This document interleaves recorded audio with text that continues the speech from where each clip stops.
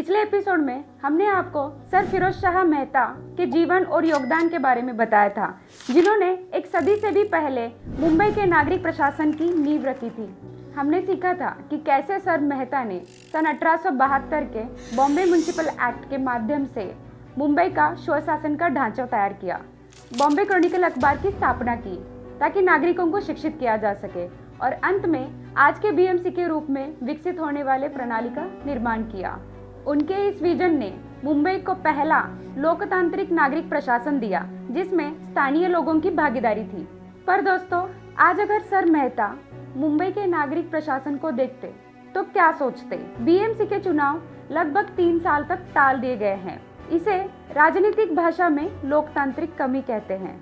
आज हम एक व्यापक राजनीतिक डेटा के नजरिए से इस संकट का विश्लेषण करेंगे और ये समझेंगे कि बीएमसी चुनाव इतने महत्वपूर्ण क्यों है, इस देरी के पीछे क्या कारण है और इसका मुंबई के 1.3 करोड़ निवासियों पर क्या प्रभाव पड़ेगा। ये सिर्फ चुनाव में देरी की कहानी नहीं है, ये शक्ति, शासन, जवाबदेही और भारत के सबसे अमीर शहर के भविष्य की कहानी है। तो आइए डेटा की गहराई में उतरते हैं और पता लगाते हैं कि मुंबई के नागरिक प्रशासन में वास्तव में क्या हो रहा है। तो दोस्तों, इस एपिसोड में हम देखेंगे बीएमसी की असाधारण संस्थागत शक्ति। तो बीएमसी के चुनाव इतने महत्वपूर्ण क्यों हैं, ये समझने के लिए पहले हमें इस संस्था की असाधारण शक्ति और प्रभाव को समझना होगा। तो बीएमसी एक सिर्फ स्थानीय संस्था नहीं है, ये एक शासनिक शक्ति है जिसका वित्तीय सामर्थ्य कई भारतीय राज्यों से भी अधिक है। ये आंकड़े चौंकाने वाले हैं दोस्तों। बीएमसी लगभग 50,000 करोड़ के वार्षिक बजट के साथ काम करता है। जरा सोचिए, 50,000 करोड़ रुपए।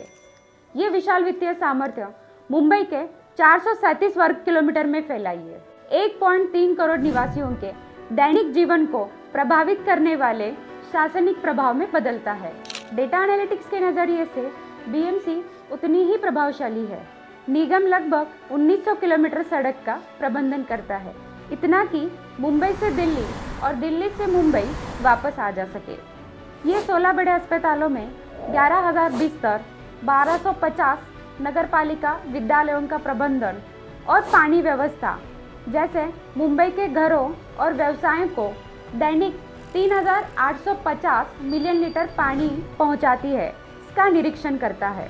लेकिन जो चीज़ बीएमसी पर नियंत्रण को राजनीतिक रूप से मूल्यवान बनाती है वो ये है, ये प्रशासनिक क्षमता तात्कालिक नागरिक कार्यों से परे है। ठेके वितरण, रोजगार अवसर और सेवा वितरण प्राथमिकताओं के माध्यम से व्यापक राजनीतिक नेटवर्क को आकार देती है।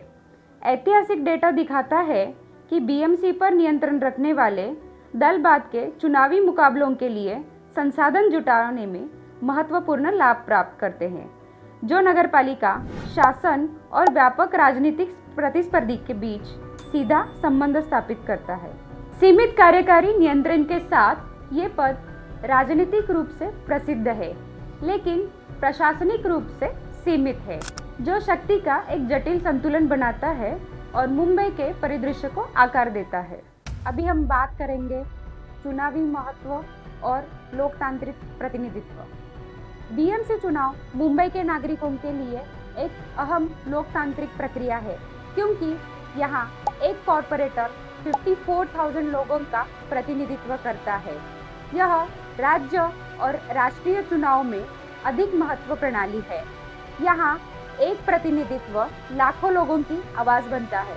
बीएमसी के निर्वाचित नेता जल निकासी, सड़क मरम्मत, पानी आपूर्ति और कचरा प्रबंधन जैसे स्थानिक मुद्दों से सीधे जुड़े होते हैं, जो नागरिकों के दैनिक जीवन की गुणवत्ता को प्रभावित करते हैं।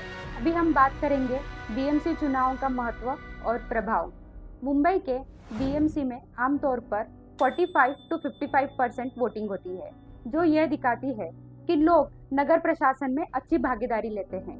पर मुंबई में आमतौर पर 15 to 25% एमएलए और एमपी पहले बीएमसी के कॉर्पोरेटर रह चुके हैं। इससे यह साफ होता है कि बीएमसी एक राजनीति में आगे बढ़ने के लिए महत्वपूर्ण मंच है। बीएमसी का सालाना खर्च 17,000 करोड़ रुपए है, जो शहर के विकास में लगाया जाता है। वही 33,000 करोड़ लोगों का राजस्व व्यय होता है, जिसमें रोजमर्रा सेवाओं और रखरखाव पर खर्च किया जाता है। बीएमसी चुनावों से ये तय होता है कि शहर के विकास के लिए धन कैसे और कहाँ खर्च होगा। यह चुनावी नतीजे न सिर्फ राजनीतिक दलों के लिए अहम है, बल्कि मुंबई के विकास और लोगों के गुणवत्ता का भी प्रभावित करती है। अभी हम बात करेंगे बीएमसी चुनाव में देरी का कारण और राजनीति। अभी आप सोच रहे होंगे चुनाव में देरी का कारण क्या हो सकता है। बीएमसी चुनाव मार्च 2022 में होने वाले थे, लेकिन अब तक लगभग 3 साल से टाल दिए जा रहे हैं। इसके पीछे मुख्य 2 प्रशासनिक कारण है। एक, नगर वार्डों में ओबीसी आरक्षण लागू करना और दूसरा, वार्डों की संख्या 227 से बढ़कर 236 करना। लेकिन डेटा विश्लेषण से ये संकेत मिलता है कि ये देरी न केवल तकनीकी कारणों से है, बल्कि चुनावी रणनीति का हिस्सा हो सकती है। अभी आप सोच रहे होंगे क्या सिर्फ बीएमसी चुनाव ही टाल दिए गए हैं? नहीं, बीएमसी चुनाव लगातार स्थगित हो रहे हैं। महाराष्ट्र में कई छोटे नगरों में चुनाव समय पर हो चुके हैं, भले ही वहां पर भी वही प्रशासनिक चुनौतियां थी। इससे ये संकेत मिलता है कि चुनाव में देरी का कारण तकनीकी नहीं है, राजनीतिक भी हो सकता है। अभी हम बात करेंगे शिवसेना का विभाजन और चुनावी गणित। 2022 में शिवसेना के टूटने के बाद महाराष्ट्र के राजनीति में एक बड़ा बदलाव आया। माननीय माजी मुख्यमंत्री एकनाथ जी शिंदे, उन्होंने बीजेपी के साथ गठबंधन कर लिया, जबकि माननीय उद्धव जी ठाकरे अपने गठ को संभालने में लगे रहे। यह राजनीतिक उथल-पुथल बीएमसी के चुनाव से टलने के समय से मेल खाती है। हमारा अगला सवाल ये है कि क्या चुनावी रणनीति के तहत देरी हो रही है? डेटा बताता है कि चुनावी देरी ने शासक गठबंधन बीजेपी शिंदे गठ संगठन को मजबूत बनाने और प्रचार रणनीति में अधिक समय दिया। आंतरिक रिपोर्ट से ये भी पता चलता है कि गठबंधन में मुंबई के माननीय उद्धव जी ठाकरे, इनके प्रभाव से भी चुनाव में देरी का आदेश था। इसीलिए बीएमसी चुनाव में देरी का संबंध न सिर्फ प्रशासनिक बाधाओं से है, बल्कि राजनीतिक समीकरणों से भी है, जो कि आने वाले लोकसभा और महाराष्ट्र विधानसभा पर भी असर डाल सकते हैं। अभी हम देखेंगे शासन में क्या बदलाव आया। बीएमसी में लगभग 3 साल से चुनाव ही नहीं हुए, जिसमें संसाधन आवंटन और प्रशासनिक फैसलों में बड़े बदलाव देखे गए हैं। अब फैसले निर्वाचित कॉर्पोरेटर के बजाय नौकरशाहों द्वारा लिए जा रहे हैं, जिससे जवाबदेही और पारदर्शिता पर असर पड़ रहा है। अभी हम बात करेंगे संसाधन आवंटन में असमानता। रिपोर्ट्स के अनुसार विकास निधि का अधिक हिस्सा उन इलाकों में ज़्यादा जा रहा है जहां शासक गठबंधन बीजेपी शिंदे गठ के विधायक और पूर्व में निर्वाचित कॉर्पोरेटर शिंदे गठ से रह चुके हैं। पहले जब निर्वाचित कॉर्पोरेटर मौजूद थे तो संसाधन शहर भर में समान रूप से बांटे जा रहे थे, पर अब कुछ इलाकों में ज़्यादा फायदा मिल रहा है, जबकि अन्य जगहों पर बुनियादी सुविधाओं में गिरावट देखी जा रही है।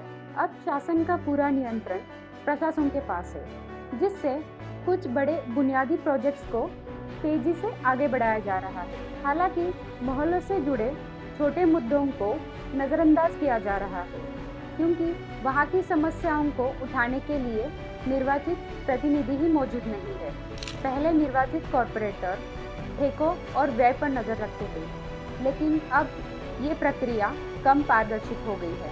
चुनाव न होने के कारण जनता के मुद्दों को उठाने वाले परंपरागत तंत्र जैसे सवाल जवाब सत्र और समिति की सुनवाइयाँ निलंबित हो गई है।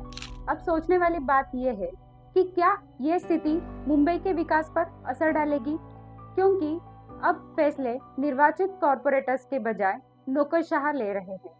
इसमें मुंबई के विभिन्न इलाकों में असमान विकास होने की संभावना है। ये मॉडल कुछ प्रोजेक्ट्स को आगे बढ़ा सकता है, लेकिन स्थानीय स्तर पर नागरिकों की ज़रूरतें पूरी नहीं हो पा रही है। इससे बीएमसी के वित्तीय प्रबंधन और संसाधनों के सही इस्तेमाल पर भी सवाल उठते हैं। अभी हम देखेंगे बीएमसी चुनाव में बदलते राजनीतिक समीकरण। 2017 से अब तक का बड़ा राजनीतिक समीकरण क्या है? 2017 के बीएमसी चुनाव में शिवसेना को 84 सीट्स और बीजेपी को 82 सीट्स मिली थी, जिसमें बीजेपी की मजबूत बढ़त को दर्शाता है। तब से मुंबई की राजनीति में बड़े बदलाव हो चुके हैं। पुराने गठबंधन टूट चुके हैं, नए राजनीतिक समीकरण बन चुके हैं, जिससे आगामी चुनावों में बड़ी दिलचस्पी हो गई है। 2022 में शिवसेना 2 हिस्सों में बट गई। पहला, माननीय एकनाथ जी शिंदे, उनका गठ बीजेपी के साथ चला गया, और दूसरा माननीय उद्धव जी ठाकरे, इन्होंने पार्टी की पुरानी पहचान बनाई रखी। राष्ट्रवादी कांग्रेस पार्टी भी 2 हिस्सों में बट गई। पहला माननीय शरद पवार जी, इनका गठ, और दूसरा माननीय अजित पवार जी, इनका गठ बीजेपी और माननीय एकनाथ जी शिंदे जी के साथ चला गया। इन विभाजनों ने बीएमसी चुनावों को 4 तरफा मुकाबलों में बदल दिया गया है, जिससे पारंपरिक मतदान पैटर्न अब उतना भरोसेमंद नहीं रहा। मुंबई की राजनीति में मराठी बेनाम और गैर मराठी वोट बैंक हमेशा अहम रहा है। लगभग 42% मराठी भाषा मतदाता पारंपरिक रूप से शिवसेना का समर्थन करते हुए आए हैं। अब शिवसेना के 2 गठ इसी मराठी मतदाता आधार को लुभाने की कोशिश कर रहे हैं, जिससे चुनावी गणित और अधिक पेचीदा हो सकता है। आपको क्या लगता है, आगामी बीएमसी चुनाव क्यों महत्वपूर्ण है? शहर में नए गठबंधन और राजनीतिक समीकरणों के कारण यह चुनाव ऐतिहासिक रूप से अधिक प्रतिस्पर्धात्मक हो सकता है। बीजेपी और शिंदे गठ एक तरफ और उद्धव जी ठाकरे और अन्य विपक्षी दूसरी ओर, जिससे राजनीतिक अस्थिरता और रणनीतिक गठबंधनों की संभावना बढ़ गई है। अभी हम देखेंगे बीएमसी चुनाव की संगठनात्मक तैयारियां। चुनाव केवल विचारधारा से नहीं, बल्कि संगठन से भी जीते जाते हैं। राजनीतिक विचारधारा और नेतृत्व के अलावा चुनाव में जीत संगठनात्मक बुनियादी ढांचे और जमीनी स्तर पर मजबूत रणनीति से भी मिल सकती है। इस संदर्भ में विभिन्न दलों की तैयारियों में बड़ा अंतर दिखता है, जो बीएमसी नतीजों को भी प्रभावित करता है। अभी हम देखेंगे बीजेपी की मजबूत संगठनात्मक तैयारी। उन्होंने पिछले चुनाव में बूथ प्रबंधन क्षमता को मजबूत किया था। उनके पास डिजिटल मतदाता प्रबंधन प्रणाली, संरचित स्वयंसेवक नेटवर्क और डेटा एनालिटिक्स जैसी आधुनिक तकनीकी हैं, जो उन्हें मतदाता पहुंच और चुनावी रणनीति में बढ़त दिलाती है। अभी हम देखेंगे उद्धव जी ठाकरे गठ की संगठनात्मक चुनौतियां। शिवसेना के विभाजन के बाद उद्धव जी ठाकरे गठ को संगठनात्मक मुश्किलों का सामना करना पड़ रहा है। बीएमसी नियंत्रित संसाधनों तक पहुंच न होने के कारण स्थानीय नेटवर्क कमजोर हुए हैं। उनका चुनावी अभियान अब भावनात्मक अपील और पारंपरिक समर्थकों की निष्ठा पर अधिक निर्भर है। अभी बात यह है, बीजेपी शिंदे गठ को संयुक्त संगठनात्मक बुनियादी ढांचे का लाभ मिल सकता है, लेकिन उम्मीदवारी चयन और चुनाव प्रचार समन्वय में चुनौतियां आ सकती है, क्योंकि गठबंधन में कई दल हैं। इसका निष्कर्ष ये है, बीजेपी संगठनात्मक रूप से अधिक मजबूत लग रही है, जबकि उद्धव जी ठाकरे गठ को संसाधनों की कमी के कारण संघर्ष करना पड़ रहा है। इस अंतर के कारण यह अंतर चुनाव के अंतिम नतीजों पर असर डाल सकता है। अभी देखते हैं बीएमसी चुनाव के मुद्दे, संभावनाएं और लोकतंत्र की जरूरत। क्या आप बता सकते हैं मुंबई में चुनावी मुद्दे क्या होंगे? मुंबई के अलग अलग इलाकों में स्थानीय समस्याएं भिन्न है। निचले इलाकों में बाढ़ और जल निकासी की बड़ी समस्या है, और उपनगरीय क्षेत्रों में यातायात और परिवहन की मुख्य चिंता है। बीजेपी का चुनावी फोकस बीएमसी में शिवसेना के पिछले शासन के भ्रष्टाचार के आरोपों पर है। विपक्ष प्रशासनिक नियंत्रण के दौरान जांच एजेंसियों और नौकरशाही के दुरुपयोग को बड़ा मुद्दा बना रहे। क्या आप बता सकते हैं कौन जीतेगा बीएमसी चुनाव? बीजेपी गठबंधन की संभावनाएं। अगर बीजेपी लोकसभा में अच्छा प्रदर्शन करती है तो बीएमसी चुनाव में उसका असर दिख सकता है। इसमें उनको 122-146 मिलने की संभावना है। एमवीए की संभावना है, अगर एमवीए लोकसभा में अच्छा प्रदर्शन करती है तो बीएमसी चुनाव में भी मजबूत रह सकती है। इस स्थिति में उनको 110 से लेके 130 सीटें मिलने की उम्मीद है। अगर लोकसभा चुनाव में कोई स्पष्ट रूप से विजेता नहीं बनता तो बीएमसी चुनाव में कड़ी टक्कर होगी। इस स्थिति में स्थानीय उम्मीदवारों, मुद्दों और संगठनात्मक शक्ति की भूमिका ज्यादा अहम होगी। अब इसका निष्कर्ष ये है, बीएमसी के निर्वाचित प्रतिनिधियों के गैर मौजूदगी के कारण शासन पर गंभीर असर पड़ रहा है। प्रशासनिक नियंत्रण के कारण जवाबदेही और पारदर्शिता कम हुई है। मुंबई के नागरिकों को अपना प्रतिनिधि चुनने का अधिकार मिलना चाहिए। आपकी राय क्या है? क्या बीएमसी चुनाव में देरी का कारण प्रशासनिक कारणों से हो रही है या फिर राजनीतिक रणनीति का हिस्सा है? हमें कमेंट्स करके जरूर बताएं और हमारे चैनल डेटाक्रेसी को सब्सक्राइब कीजिए, क्योंकि भविष्य में हम ऐसे और गहरे विश्लेषण ला सकें।